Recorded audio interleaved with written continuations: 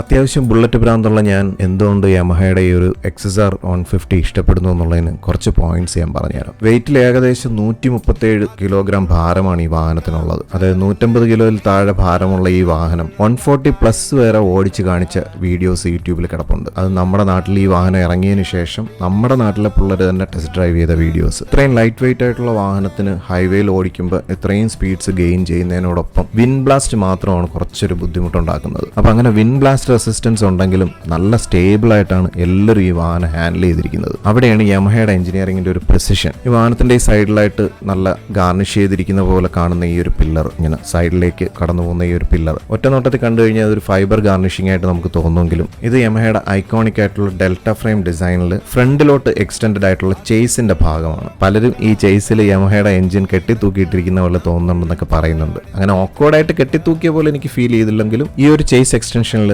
എഞ്ചിനെ mount ചെയ്തിരിക്കുക തന്നെയാണ്. Literally എഞ്ചിനെ suspend ചെയ്തിട്ടിരിക്കുന്ന പോലെ തന്നെയാണ് ഇത് മൗണ്ട് ചെയ്തിരിക്കുന്നത്. അപ്പോൾ ഈ ഡെൽറ്റ ഫ്രെയിമും ഇതിന്റെ റൈഡിംഗ് എർഗണോമിക്സ്, അതായത് നമ്മൾ ഇരുന്ന് എങ്ങനെ ഇത് റൈഡ് ചെയ്യുന്നു ആ ഒരു റൈഡിംഗ് പൊസിഷനും, ഇത് രണ്ടും കൂടെ ചേർന്നിട്ടാണ് ഈ വാഹനത്തിന് ഇത്രയും നല്ലൊരു സ്റ്റെബിലിറ്റി കിട്ടുന്നത്. അതായത് റൈഡ് ആൻഡ് ഹാൻഡ്ലിംഗിന്റെ പ്രിസിഷൻ. ഞാൻ ഈ പറഞ്ഞു വരുന്ന സംഭവം എന്താണെന്നുള്ളത് നല്ലപോലെ വാഹനം ഓടിക്കുന്നവർക്കൊക്കെ മനസ്സിലാവും.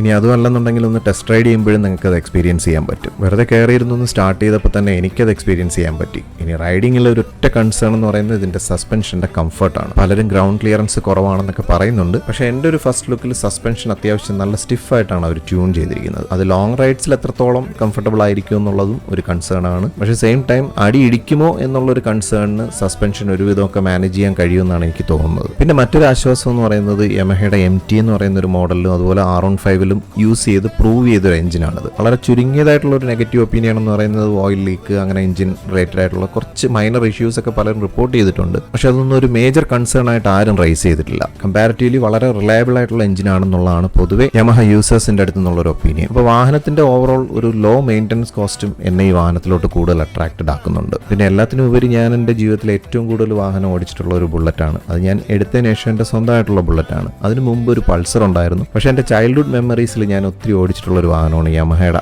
RX100.